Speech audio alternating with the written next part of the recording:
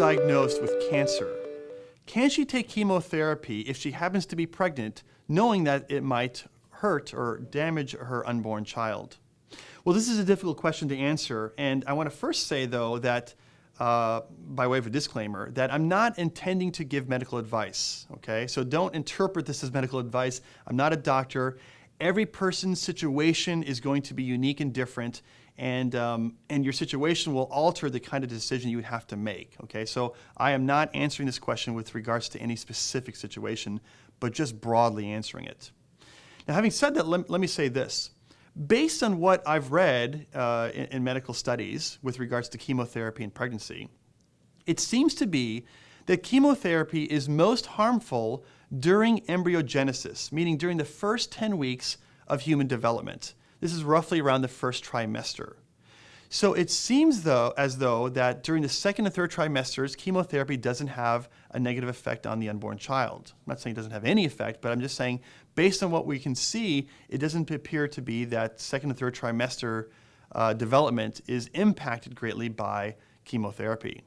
So with regards to the question, could a woman take chemotherapy if she has cancer while she's pregnant? And I'd say, yeah, during the second and third trimesters, it appears to be morally permissible to do so. Okay, what about the first trimester?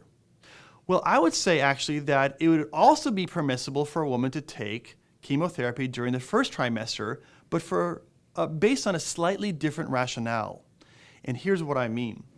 You see, if a woman has cancer and it's still during her first trimester, well then the child is so underdeveloped that there's no way that we can say remove the child and put him in an incubator or into a neonatal intensive care unit and take care of that unborn child because he or she is just not developed enough.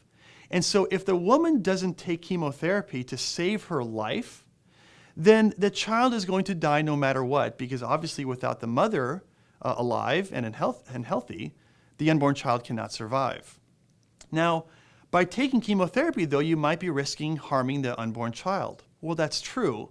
But this is where we would apply what we call the law of double effect, where you intend a particular outcome by your action, but that action also has a second effect, and that effect is not desirable. And so that second effect being that chemotherapy, although it might save the life of the mother, might hurt the child, is the double effect that is foreseen but unintended. And so this is similar to a situation in which a woman is facing an ectopic pregnancy, where the child is growing in a place like, say, her fallopian tube, where it's not supposed to grow. And if you do nothing, the child will die, and perhaps also the mother will die. However, if you act to save the life of the mother, yeah, the child might die, but at least you save the life of the mother. In other words, it's better that one should live than two should die. And I think a similar kind of thing is going on in the case of a woman who's pregnant with cancer and needing to take chemotherapy. If she does nothing, she will die, but that would also result in the death of her unborn child. And so therefore, I would say it'd be morally permissible for her to take chemotherapy in order to save her own life, in the hopes that the child would also be able to tolerate and survive that, and then perhaps both could live. But even if the child dies, at least one person survives rather than two should die. So that's sort of the principles that I'm operating on when I think about this question. Is it morally permissible for a woman to take chemotherapy when she's pregnant? I would say yes in both first, second, and third trimesters, but with slightly different rationales justifying each of them.